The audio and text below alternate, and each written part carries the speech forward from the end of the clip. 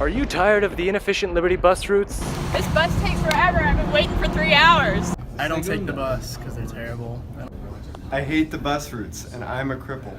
In this video, we will discuss the inefficiency of Liberty University's bus routes and the research we have done to correct and optimize them.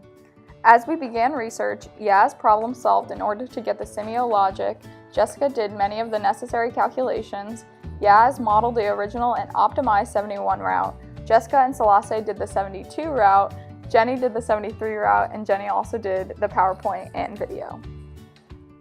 After hearing many Liberty students complain and suffer due to the current bus routes, we decided to find a way to optimize the efficiency of the three most used bus routes on campus. These being the 71 main campus route, the 72 East Campus route, and the 73 the residential annex route.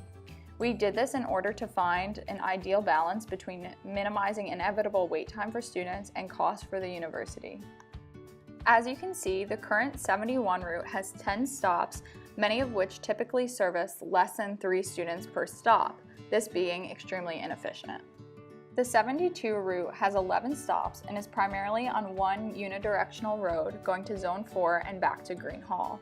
Many of these stops are very close to one another, meaning some of these stops are unnecessary. The currently ran 73 route consists of 4 stops, starting and ending at Green Hall, making stops at DeMoss, the parking garage, and the annex.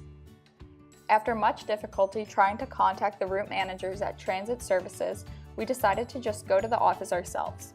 There we met Mr. Tim Spencer, a manager in Transit Services. The following is a clip that shows him informing us on the extent of the cost to own and run buses. Stop, you could do that, and then that would lower the time in between. So instead of a 20-minute headway, you could maybe do an 18-minute headway. Eliminate a bus, so you'd be waiting 4.5 minutes or so, right? Then So lower cost further. right, yeah, and buses are expensive. I think it's a Cornerstone route is around $300,000 a year. We will begin with talking about the 71 route. For the 71, we simulated all 7 stops, used 5 buses, and got a cycle time of 39 minutes, which is close to the actual, which is approximately 36 minutes. We used split quantity and batch quantity to determine the number of people getting on and off the bus. Our buffer time for entities is calculated as follows.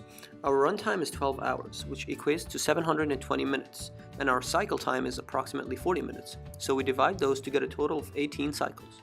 Then, we divide the results by 18 in order to get the actual waiting time for each entity.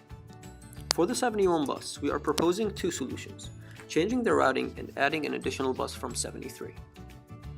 For our first proposed solution, we removed the tower stop and rerouted the tower students to south and the route stops.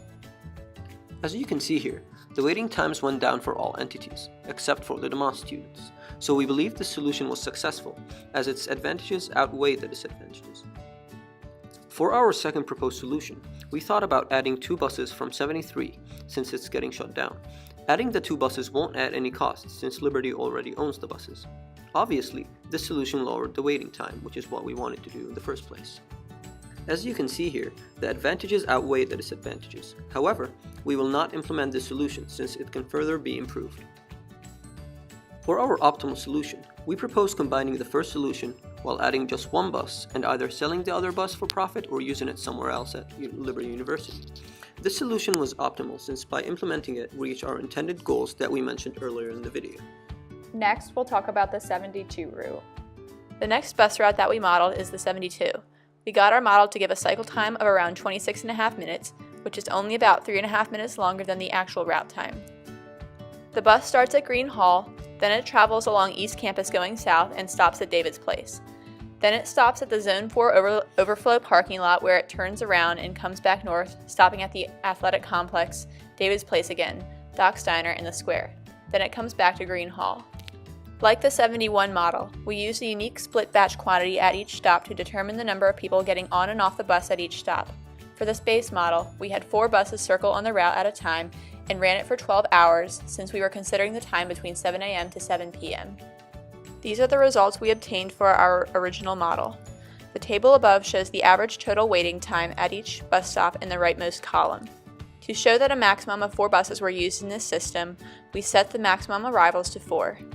For the first solution, we proposed taking out a bus stop, specifically the one at Doc Steiner. Since the Doc stop was close to the Square stop, we just proposed that students could just walk over to the Square stop instead of waiting at Doc Steiner. Also, this may be preferable to students since it will be near residential halls and there will be seating. As Yaz already mentioned, we learned that the annex route was going to be removed, so we proposed moving an annex bus to this route since it would not add any extra cost.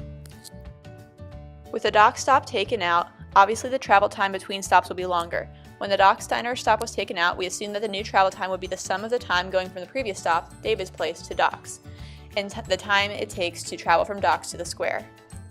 That way, the new travel time would represent the travel time between David's Place to the Square. After running the model without the Doc stop, we obtained waiting time values at each bus stop that were lower than the original model shown in the table below. Then we performed the same calculations that we did for the 71 route bus to determine the actual wait time for each entity at each stop based on the buffer time and total cycles. Based on the reasonable actual wait times we calculated, we determined that this solution was better than the original model.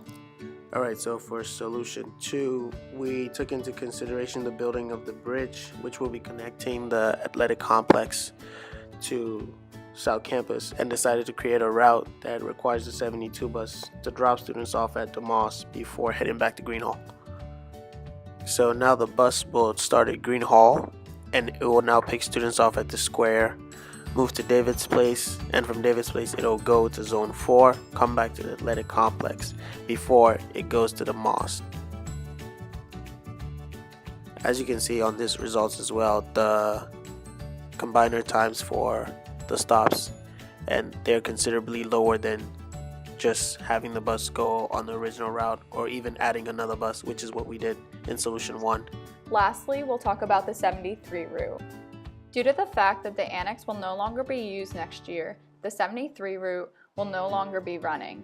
This being said, optimization of the route was not needed. Currently, the 73 route starts at Green Hall, goes to DeMoss, then the parking garage, and finally the annex. With the current model, one full cycle takes about 45 minutes, while the transit services expects it to take 30 minutes. The unnecessarily long time is due to extremely long wait times at each stop. Theoretically, the buses should not wait at any of the stops for longer than 1 minute.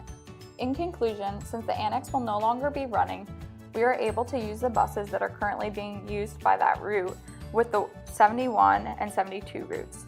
The 72 route should be redirected to go over the newly built bridge and stop at DeMoss, which will greatly decrease the amount of traffic on East Campus. The 71 route should have at least one bus added and the tower stop should be removed. While optimizing the Liberty University bus routes, we furthered our skills in working professionally in a group and also learned the importance of asking the right questions to obtain the information needed to complete a project. In Simio, we learned how to effectively use separators and combiners, batch and split quantities, and the importance of knowing how to animate. So what are people saying about the new routes? With the new optimized bus routes, you never have to wait. With the optimized bus routes, I never have to wait. I can tell you that I've reviewed the bus route optimization that's presented by this team, and I can just caution everybody from this point forward that there's no excuses to be late for any meetings with the dean if this route is implemented.